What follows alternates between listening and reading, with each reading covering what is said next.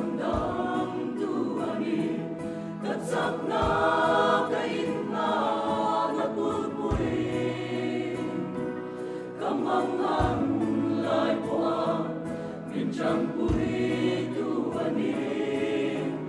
long tu soing to faka thilen kim hi katan suan pathian ro puina ani har sat na le lung ngai na te ya ki melam ya thelo kan chan na turin e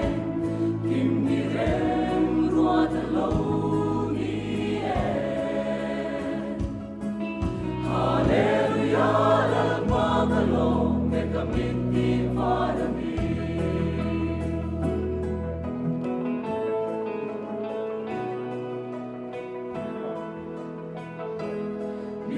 Chin ta san sin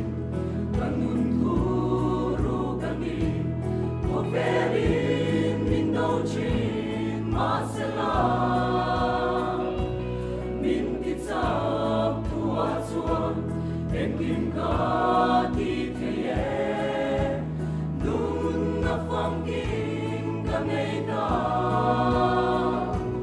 thilen kim hi ka ta chuan Pathian ro puina ani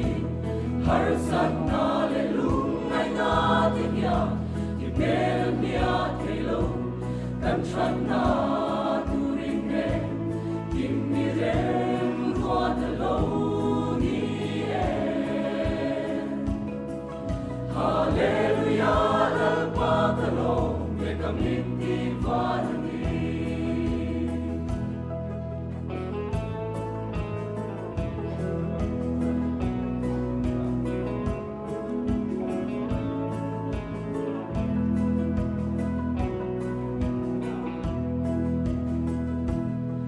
Chuai chin ni tinin kasia lo lai po in kamuang in akyama katso chi kandena omre kaharsa lai po in vel na kong na min chuai chin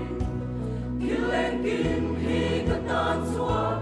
Pathian ro puina ani har sat na le lung ngai na te ya ki melam ya thelo kan chat na turin ne kim mi rem ruat lo ni e hallelujah la patalo me kamiti varani